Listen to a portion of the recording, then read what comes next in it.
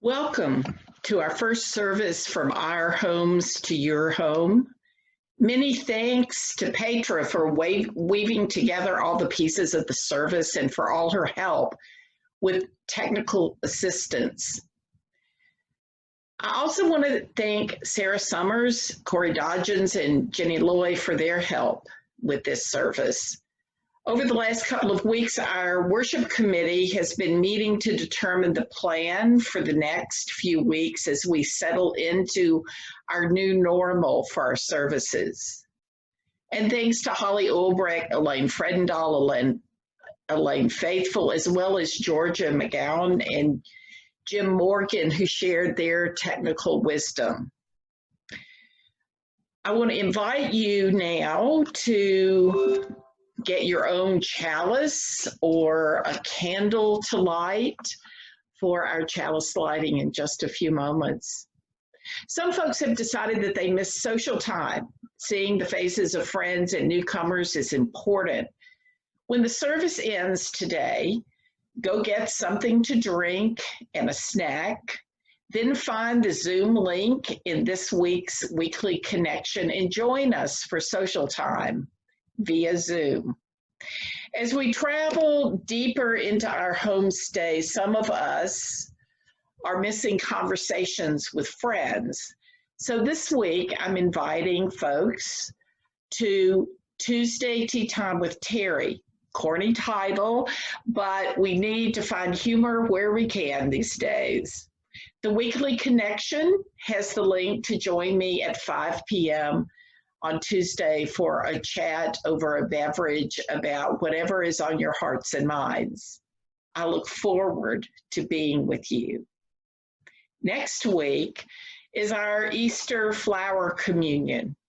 Because we cannot be together physically, we will ask you to take the blessing of the flowers into your world, your yard, or on a drive at the end of the service. Find a flower that's especially beautiful to you, and let me say that you are allowed to pick. So you can bring it home as a reminder of your unique beauty and the gift you are to our world.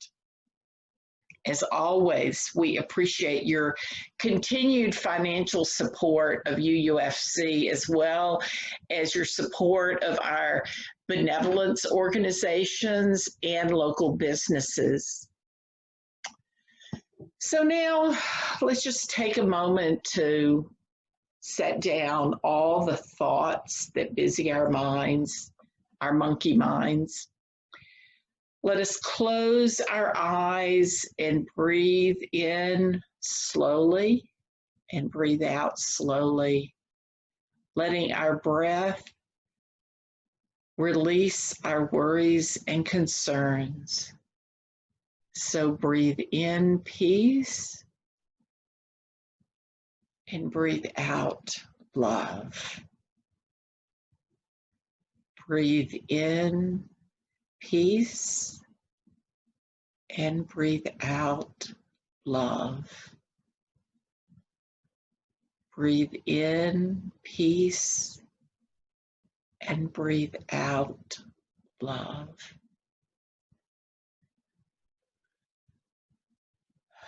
Our opening words are adapted from the Reverend Scott Cooper.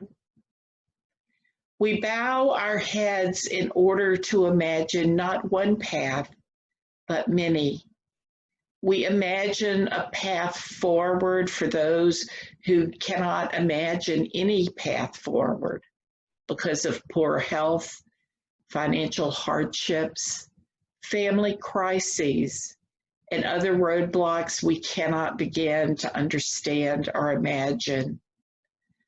We come together to imagine a path forward for those of us despairing because we don't seem to know our country or our world.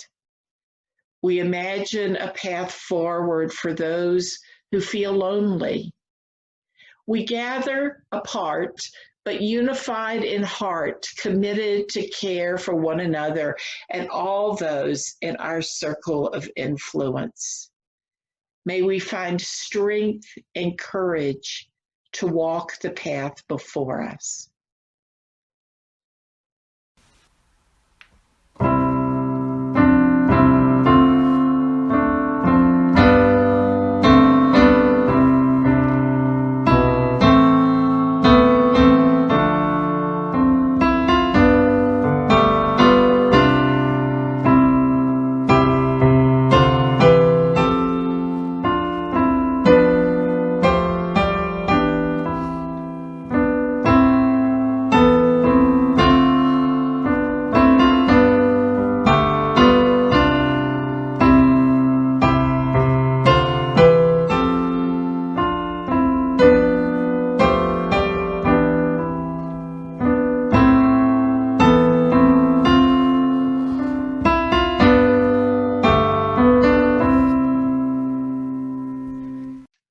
As we light our chalices or candles in our homes, let our light be unified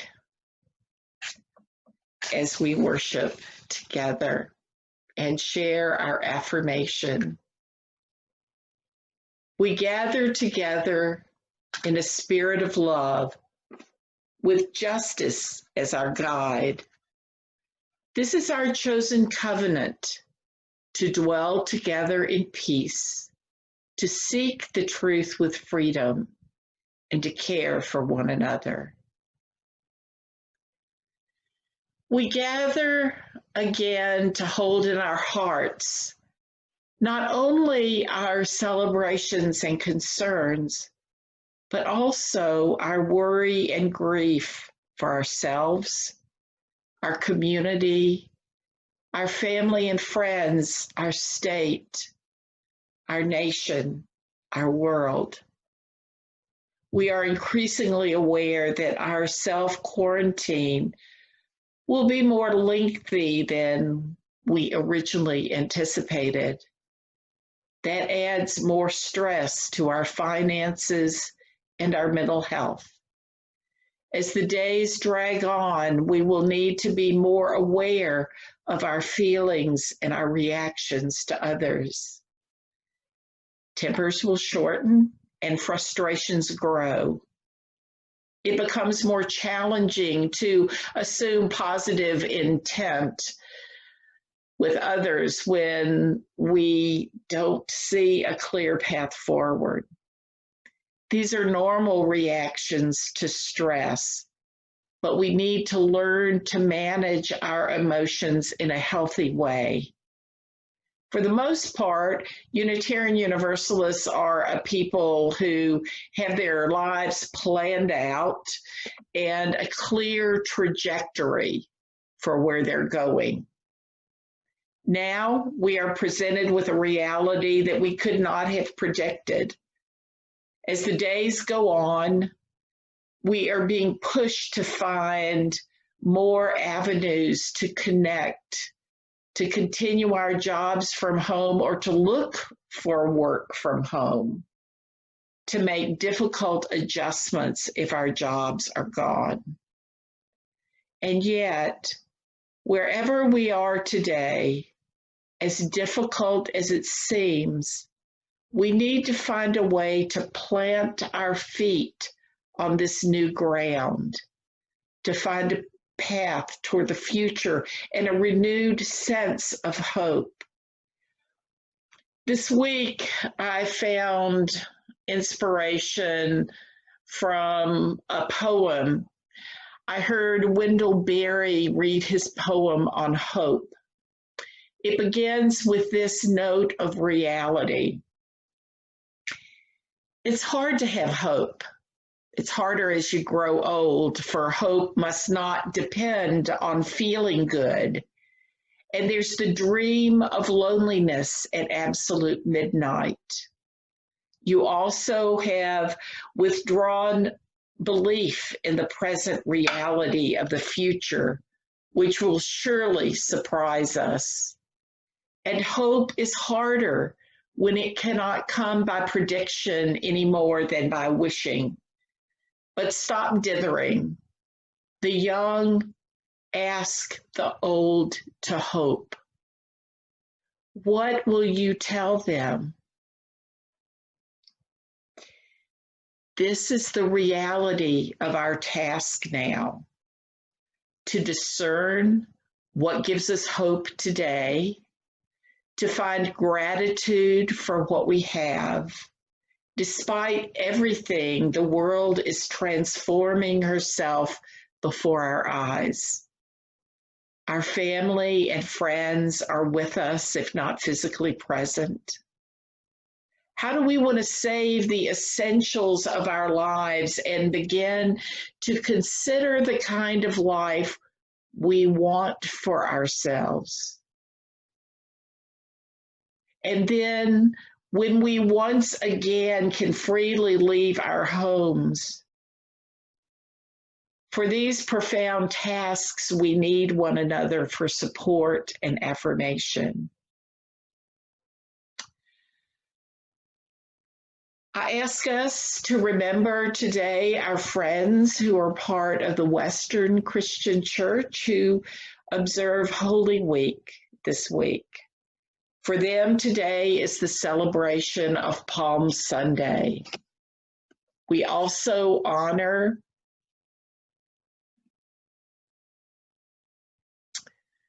the Jewish celebration of Passover, which begins at sunset on Wednesday. And of course, today we especially hold up those who are suffering from COVID-19, who are suffering from fear, from isolation, from the loss of loved ones. In a spirit of unity, we join our hearts and minds as we hold all this in silent prayer and meditation.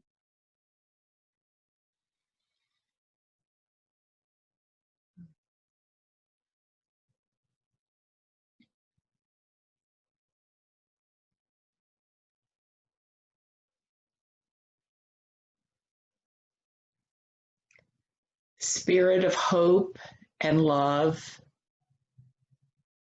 we are gathered in spirit, knowing that the power of friendship and love is not bound by physical presence, but connects us no matter where we are in the world, in our hometown. We hold up today those who are suffering in many ways, from loneliness, from COVID-19, from other illnesses, from isolation. May we find the strength and tenacity and courage to help others as we can,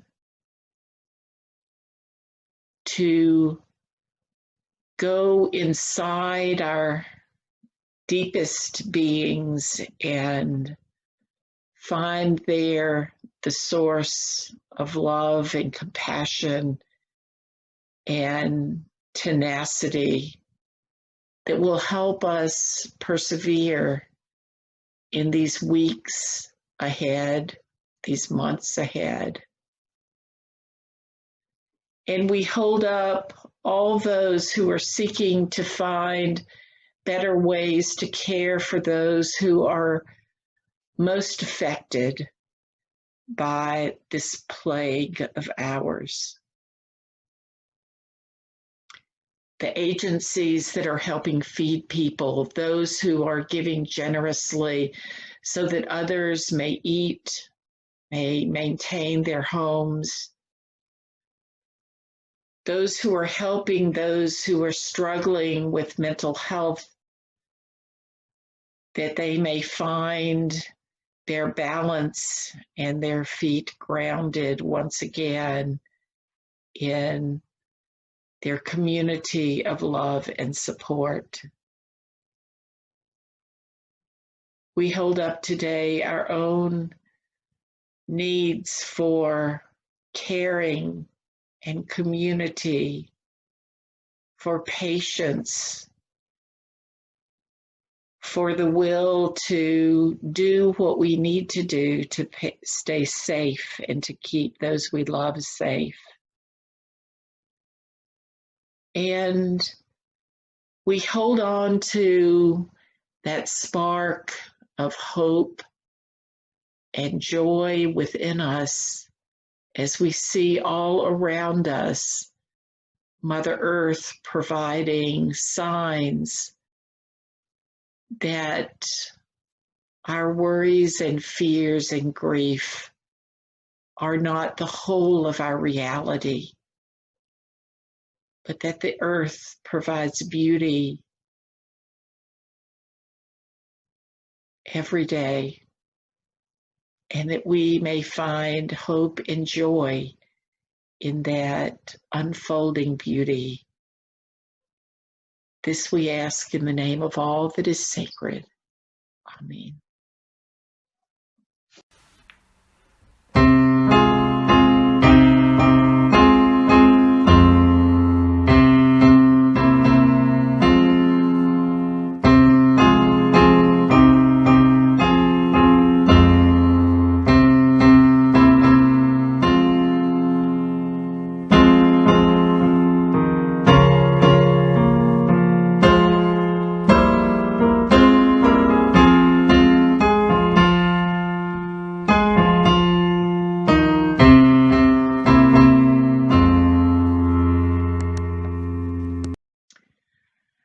I held on to being in the sanctuary as long as seemed sensible and safe for those of us leading the service. But here we are a week later, and those of us leading the service invite you into our homes, if only for a few minutes.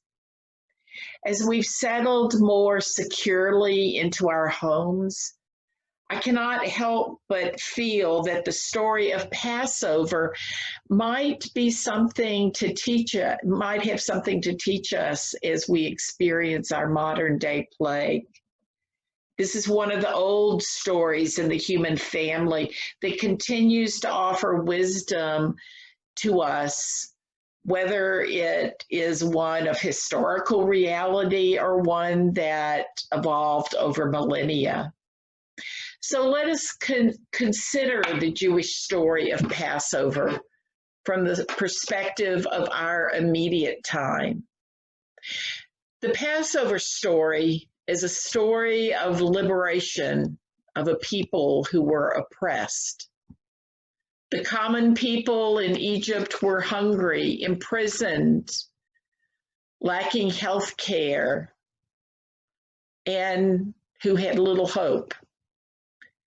Sounds like some of the current realities in our country. In that day, it was the Israelites, the ones who did the slave labor, the ones who suffered.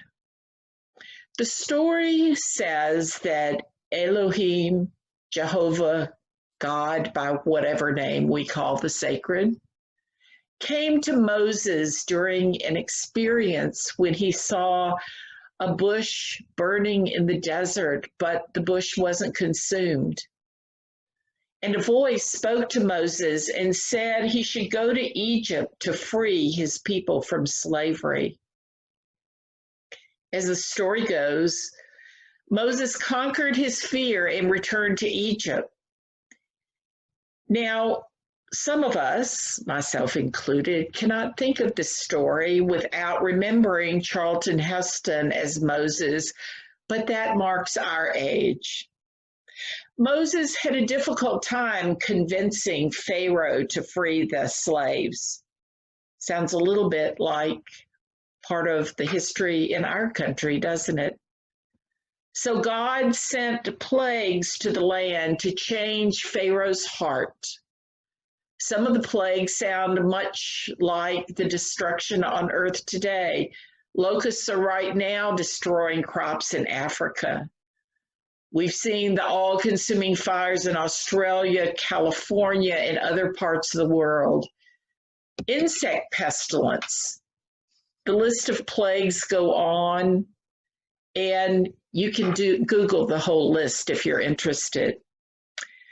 But Pharaoh wasn't about to let go of the people who did the menial jobs and who were barely existing. Finally, it said that God sent the last plague, that every firstborn child would die, a horrific plague. But Moses warned the Israelites that the plague would happen if the enslaved people stayed in their homes and sheltered there, marking their homes with blood to protect them. Then the angel of death would pass over them. They would be protected. Finally, that was the plague that convinced Pharaoh that he had to let the Israelites go. There's more to the story. It's a very complex story about people being human beings. But today, we too are asked to protect ourselves and our loved ones by sheltering in our homes. May we and our families and friends stay safe and protected by our actions to keep our modern day plague away from us. This staying in place and staying safe may be wearing on our nerves, but it is protection from our own angel of death. Perhaps our days safe at home continue, perhaps as our days safe at home continue, we're beginning to think about what our world will be like when this passes by. This is both an anxiety and an opportunity. There will be a time when we need to wade into new waters to find our way to our new normal, to the reality waiting for us on the other side. In a moment, Sarah Summers will sing Wade in the Water for us. That spiritual is deeply connected to Harriet Tubman leading slaves to freedom in our country. And in truth, the story of the Exodus was a powerful metaphor for slaves' flight to freedom. It is a song encoded with messages for how to reach freedom and the literal promised land for slaves. The need to wade in the water was a literal warning that dogs were hunting people and they needed to go into the water to escape danger. It's also a message of hope that on the other side lay a new land and freedom.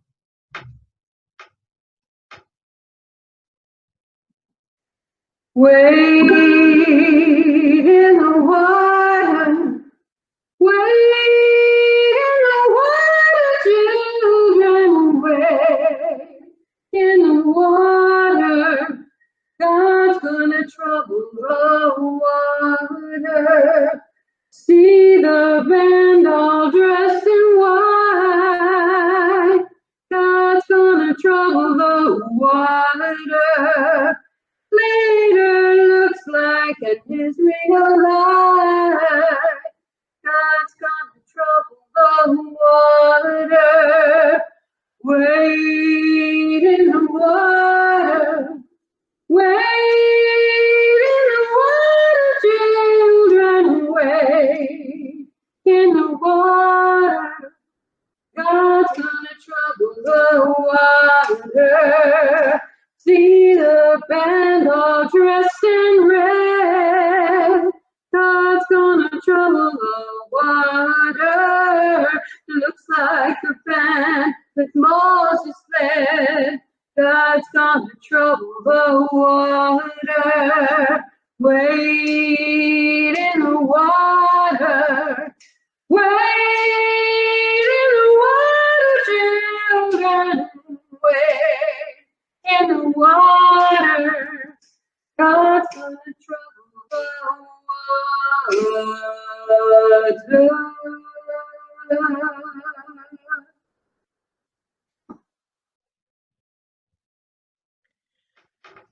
We are wading in the water of uncertainty right now. Our journey through this water of solitude and isolation is much like people in different places and periods of history who dreamed of a time beyond plagues and suffering or hardship. We are in a space where we know we will have to persevere during the weeks, perhaps months of solitude, time away from loved ones and friends. This is our between time, a time between what we knew of life and what our future will be. A between time when we need to be with ourselves in new ways. We will need to create meaningful times for ourselves and our families when we don't have our old life rhythms that made our lives feel normal. We will need to find ways to wade through the emotions and dreams and moments when we feel like we are completely stir crazy. On days when we feel unnerved by the lack of contact with family and friends, we will have to figure out how we can feel affirmed and cared for each day, especially for those of us who live alone.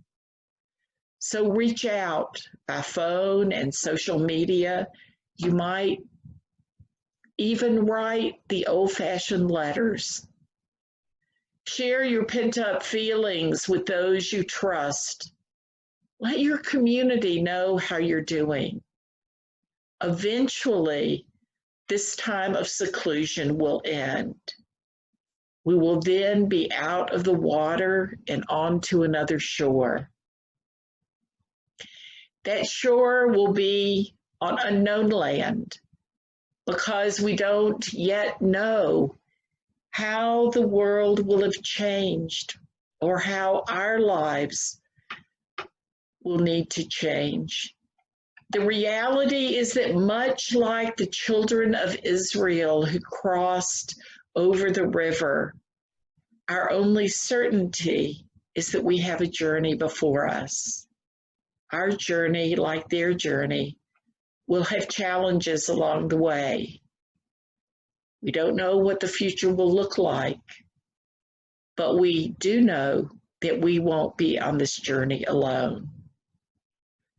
So during this between time, perhaps we could take the opportunity to explore what is most important to us and how we want our lives to be shaped when we move out of the water and into the desert in search of our promised land. The Exodus is the defining story of the Jewish people. This time in our history will, I believe, be our defining story about how we created a new future for ourselves. Our attitude and our intention will help shape the story we tell for years to come. Our promised land is being created in our hearts and minds, even as we live in solitude for now. Desert Spring, the Reverend Victoria E. Stafford. Full peace found in walking toward morning, a UUA meditation manual and Soul Matters Common Shelf book. They had no idea where they were going.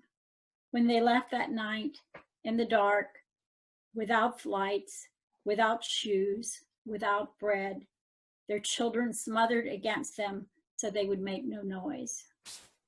They went into the wilderness. They wandered there 40 years. So many of them died before getting anywhere, and many were born in the desert and grew to adulthood knowing nothing but the journey. Not slavery, not freedom, just the going. In the springtime, we remember the promised land is not a destination. It is a way of going. The land beyond the Jordan, that country of freedom and dignity and laughter. You carry it inside you all the while. It is planted in you, in your heart already before you ever start, before it even occurs to you that in order to leave that life in Egypt, the intolerable bondage of that life, what you need to do is stand up and walk forward. Blessed be. Our benediction is from T.S. Eliot, who wrote, "What we call a beginning is often an end, and to make it end is to make a beginning. The end is where we start from. We shall not cease from exploration, and the end of all our exploring will be to arrive where we started and know the place for the first time." Blessed be. Amen.